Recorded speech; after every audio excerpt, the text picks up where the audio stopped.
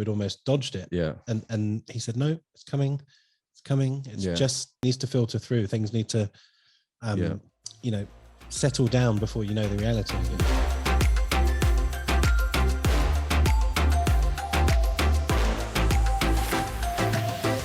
Interesting times, and a very interesting time for you to be unemployed. So yes, first time that I've been. Let's recap. Yeah, some people may not have heard.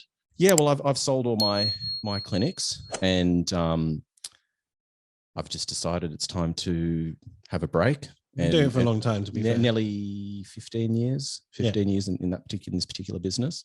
So an opportunity to sort of sit back and sort of assess what's important to me in my life, where I might be able to use my skills moving forward, and also to see what happens with this industry, because there's a lot of things happening. We've obviously got what we just spoke about, which is all of the economic pressures and sort of different challenges that are happening there, and then looking at our industry here in Australia, which I think will be going through some sort of consolidation process. Yeah, I remember when the pandemic first hit, we had Bob Moyni on, a good friend, and we were predicting pain for a long time, and we almost, I thought we'd almost dodged it. Yeah. And he said, no, it's coming.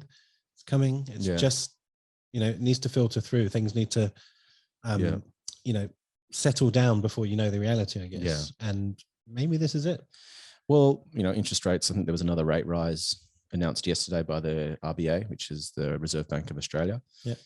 I think the Commonwealth Bank, I read this morning, have already increased their interest rate. So they've already passed it on immediately. The other 3 or 4 banks haven't yet. So Westpac, NAB, St. George, I think, haven't yet, but they probably will, or they will. So that we're good podcasters, can you explain to the people who don't fully understand what we mean by interest rates and cash rates and etc.? Tell the people. Well, so I mean, so disclaimer, I'm not an economist, but just my understanding is someone that sort of tries to stay current and I'm aware of what's going on, particularly from an economic perspective, is that so the Reserve Bank of Australia sets the cash rate that money's borrowed at, and that generally then dictates or guides what the major banks then lend their money out at. Correct. So, and they need to make a small profit. Correct. So everyone's making a cut on the way through. So if the Reserve Bank increases it, then those 4 banks or the banks will increase their rates as well. But it's always higher. The interest rate that the bank charges customers like you and I or businesses is higher than what they get it from the RBA. Otherwise they don't have a job. Correct. So, I mean, our interest rates, I mean, I was lucky. I sort of saw this coming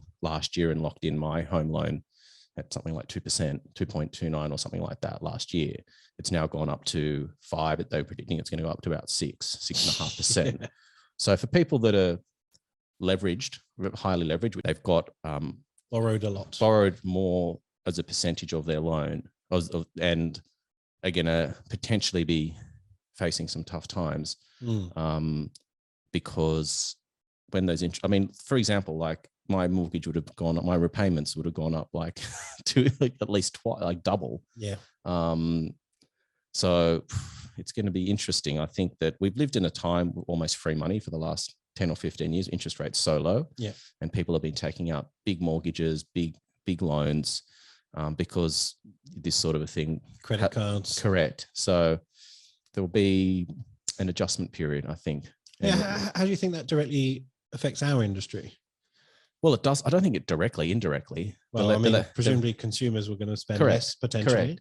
You know, so I think that I don't think people are going to stop treatments. They may just alter their habits in terms of maybe they're not going to get fillers this time around. Maybe it's just toxins. Maybe they're getting smaller doses more frequently. So they're not, you know, outlaying large chunks of money. You probably see an increase in people using all those afterpay services potentially who don't have that cash on hand. Yeah. Like delayed time between getting treatments done. It's hard to say how it's going to affect people.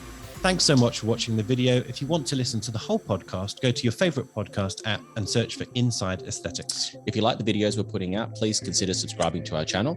Give us a like, smash the bell icon so that you get notified when we put out more content.